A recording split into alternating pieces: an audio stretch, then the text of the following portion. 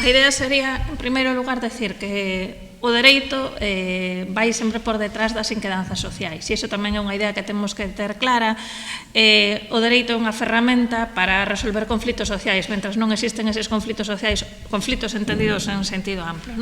O dereito non nos resolve, temos algúns exemplos na vida social actual que nos permiten ver eso. Mentras non hai posibilidade de facer, mentras non se estandariza, por así decirlo, a xestación subrogada, o dereito non vai a regular eso para decir, oye, como arreglamos este asunto. E no tema tamén estamos en un certo momento de choque entre un modelo económico e social basicamente depredador de recursos e a transición a ese novo modelo con todas as resistencias que hai.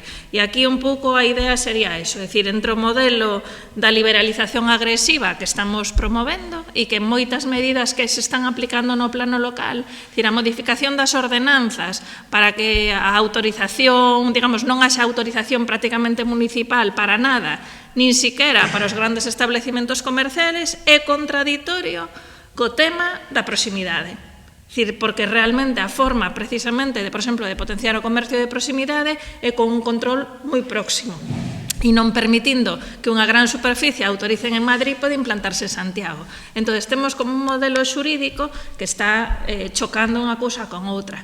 Tamén temos un modelo xurídico que no fondo potencia o consumo, pero iso é contradictorio ca circularidade. Entón, ese é un elemento que vemos en moitos, vou a poñer aquí 3 exemplos onde vemos clarísimamente. Temos un comercio de proximidade no gume na Badalla por moitos motivos, pero sería, desde unha perspectiva tanto de circularidade como de tecido social, o máis acaído para moitas cousas, porque establece unhas relacións económicas para os produtores máis xustas, porque reduce o uso do automóvil, porque construe o tecido social, porque nos permite as persoas vulneráveis telas atendidas porque un vello non colle un coche para irse a unha gran superficie comercial, pero ao mesmo tempo vemos aí no outro lado da transparencia a Comisión Nacional dos Mercados e das Competencias está intentando cortar todas as medidas que hai nos ámbitos autonómicos e locais, por exemplo, de controlar as grandes superficies, de controlar o turismo,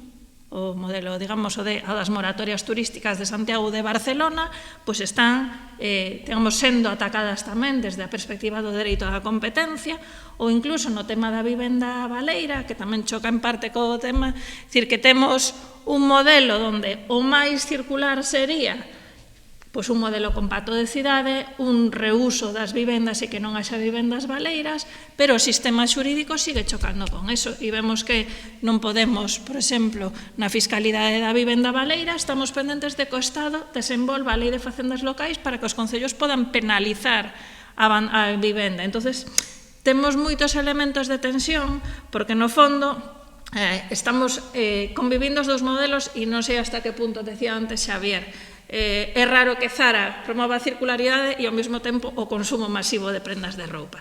Entón, o modelo realmente quere seguir sendo o mesmo, pero se dá conta de que non pode seguir sendo e o dereito un pouco de resposta a esa. Que poden facer os concellos? Eu vou basicamente centrarme nas 3 cousas, a planificación, a compra pública verde e unha cuestión concreta da recuperación e uso de materiais, porque hai outros elementos que o superan, a gran legislación está por enriba do nivel local, sí que nas ordenanzas se poden facer algunhas cousas, pero menos. No tema da fiscalidade tamén casi sempre un tema legislativo de nivel superior e é máis reducida a capacidade dos concellos, e os temas de fomento xa incidiu Ángeles bastante. Nas planificación, no fondo, isto é o que hai que facer.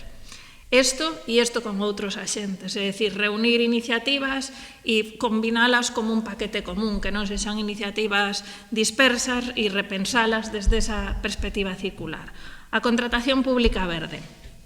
Aí temos un problema e volvemos a ver esa tensión. As novas directivas de contratación pública que están agora a punto de ser transpostas no Estado, está no Congreso precisamente o proxecto de lei en tramitación, pois hai unha tensión entre a libre competencia, que sigue sendo tótem, e un certo verniz ambiental, que a posibilidade de introducir cláusulas ambientais e sociais tamén na contratación. Na legislación sectorial de medio ambiente sí que temos ámbitos onde sí que é obligatorio contratar verde. Hai algunhas directivas nos temas de eficiencia enerxética, de vehículos de transporte, e que hai normativa sectorial que vai introducindo requerimentos ambientais obligatorios. Pero o que é a contratación xeral de obras, de servizos, de suministros que fan as administracións é algo voluntario. E no voluntario nos encontramos cos obstáculos. Os obstáculos xurídicos, basicamente. Vos non sodes ningún xurista, creo, non? Ti sí? Vale, dúas, moi ben. Pero en xeral eu creo que nas administracións siga habendo obstáculos. Por unha parte ideolóxicos, hai quen non cree en isto, e punto. Eso xa é unha cuestión xa, digamos, difícil. Hai carencias metodolóxicas, vamos ver algúns dos problemas que ten a contratación verde, que unha das cousas é cuantificar, é dicir, por esa tensión que ten a legislación europea de que non está excesivamente convencido de que os contratos se deben adxudicar por unha cuestión de custe económico. Entón, que é o custe económico? É só o que vale o servizo, o produto, ou é a análise do ciclo de vida? Entón, esa metodoloxía de cuantificación é un dos problemas cos que nos atopamos. E despois, por descoñecimento. Nos vamos a topar con secretarios municipais, con interventores, que desto non saben, non se queren meter en líos, que recurra a unha empresa licitadora e tal, e entón dicen, non, mira, menos rollos, non?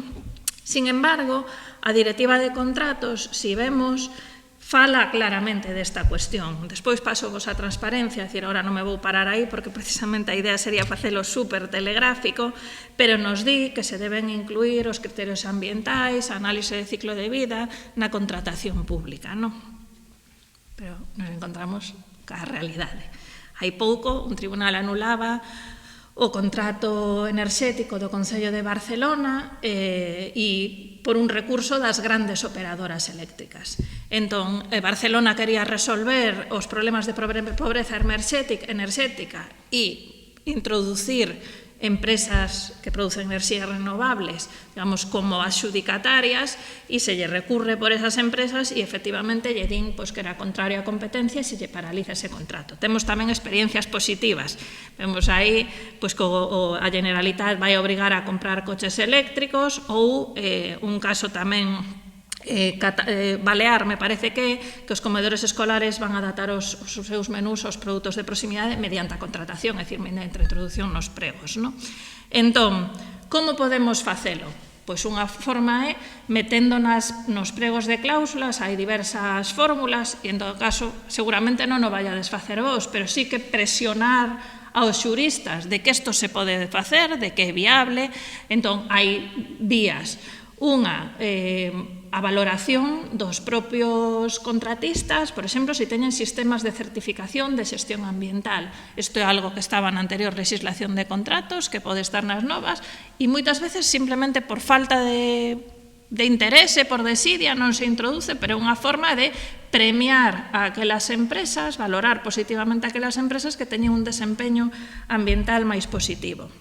Outra, temos aí a referencia, por exemplo, hai un plan de compra pública verde da Administración Xeral do Estado onde establecía unha serie de medidas, e isto pode facelo o Concello de Santiago, é dicir, a compra pública verde do Concello de Santiago, na construción, que obxectivos vamos cumplir? No Estado, por exemplo, decía un aforro enerxético do 9% antes do 31 de decembro de tal, do 20% en tal, un aforro de agua en tal plazo, de tal porcentaxe, entonces facer un proxecto de como vamos a viabilizar a través da contratación aforros na construción, no papel, é dicir, e eso requeriría, claro, unha visión de conxunto da actividade do Concello, da contratación pública do Concello. O momento clave na contratación pública para valorar, digamos, para introducir cláusulas verdes e para que non chastumben é a boa definición do obxecto do contrato. Isto ten que estar nos pregos, ten que estar no anuncio de licitación e temos que pensar ben como definilo. Aquí nos pon un exemplo para que poda, digamos, ter claro o operador xurídico que quere concurrir ou o operador económico, eso di, contrato de mantemento e mellora do estándar ambiental das instalacións, imaginadevos, dos polideportivos de Santiago. Entón, eso nos permite, despois, cando valoramos os distintos plicas que nos presentan, Decir, no, eu valoro a este mellor porque este me fai unha oferta de mellora enerxética ou de reducción do consumo da auga, etc. Porque xa no sé todo o contrato estou dicindo que o tema ambiental é algo que forma parte, digamos, da natureza do propio contrato. Se isto lle poño só o contrato de mantemento dos polideportivos municipais de Santiago e discriminas a unha empresa que non che fai unha oferta ambientalmente máis correcta, podes ter un recurso. Entón, é moi importante a boa definición e a publicidade no obxecto do contrato. É dicir, que iso é unha cuestión importante. Despois, decía, os contratos, a directiva sigue dicindo que hai que adxudicalo en función do tema do custe. Vale? É dicir, a oferta económicamente máis ventaxosa é a regla de adxudicación principal. Agora ben, introduce este artigo 68 da directiva onde nos di que a oferta económicamente máis ventaxosa ten que ver tamén co custe do ciclo de vida do produto. É dicir, non é só te poño un ordenador e é máis barato que o da competencia, sino que podes decir, este ordenador no seu ciclo de vida é máis eficiente e iso ten que ver co custe do produto. Entón, redactar ben as cláusulas para que quede claro que a oferta económicamente máis ventaxosa ten que ver ca análise do ciclo de vida do produto, do servizo, da obra mesmo, é un elemento que lle permite á administración discriminar aos menos ecolóxicos dos competidores en presencia, non? E despois, xa casi a última cousa, potenciar a proximidade na propia contratación pública. Agora, un dos cambios que introduce tamén coa boca pequena e tal, a directiva, é a posibilidade de división por lotes, que antes estaba en cambio moi penalizada. E agora a idea, e isto é unha parte dos considerandos da propia directiva, dinos que para potenciar a presencia das pymes, unha boa idea é dividir por lotes os contratos, que tamén non lo vai a ser, digamos, hai que redactalo ben para que unha gran operadora non che tumbe o propio contrato, pero sí que está permitido. Entón, é unha forma de optar por contratistas locais, de facer, agora hai un conflito xustamente ca limpeza na Xunta, de que o contrato de limpeza se sacaba xunto, e iso que implicaba? Que o gana ou ACS, Fomentos de Construcciones e Contratas, etc. Houbo tal movida co tema que deron marcha atrás e parece que o van a dividir por lotes, porque senón supuña a desaparición de todas as pequenas empresas de limpeza que non teñen capacidade para concurrir a esos macrocontratos. E iso é unha forma tamén de facelo, non? Non é o mesmo licitar toda a electricidade municipal que a dos polideportivos, a do edificio de Raxoi, a das escolas, por separado. Iso permite que pequenas operadoras podan concorrer. E xa a última cuestión, así que quería apuntar, no tema de uso de residuos, que é un cambio que nos pode no futuro dar xogo. Hai un cambio que tampouco está totalmente aínda desenvolvido e é que a legislación europea de residuos e a estatal, a continuación, aínda que eu creo que a estatal ten algún problema de legalidade, establece a posibilidade de que determinadas cousas deixen de ser residuos, ou ben sexan subprodutos porque non necesitan ningún tipo de transformación, porque do proceso productivo, aquí hai un exemplo, dinos, sería subproduto da produción da cervexa a levadura, que sae do propio proceso productivo como tal, ou ben hai unha posibilidade de que determinados residuos acaben a condición de fin de condición de residuo. E iso permite a súa utilización sin as trabas que teñen os residuos. Un residuo, se o queres usar, imaginadevos, o poñedes nun solo, está descontaminando o solo. Entón, só podería usarse e non contaminar o solo, que teríades unha sanción por eso, se primeiro se declara fin de condición de residuo, por exemplo, compost.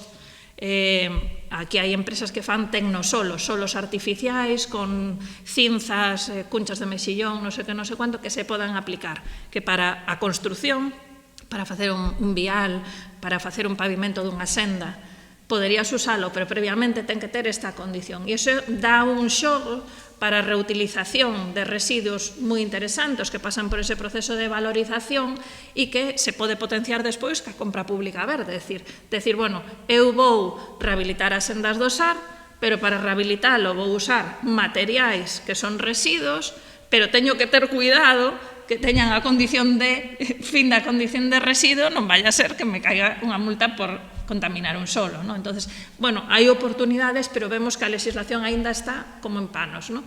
Aínda necesita que todos asumamos que este é un novo camiño para que realmente non te encontres con eso, con un recurso dunha operadora, dun operador económico, da Comisión Nacional dos Mercados e da Competencia, e así. Bastante telegráfica. Acabei.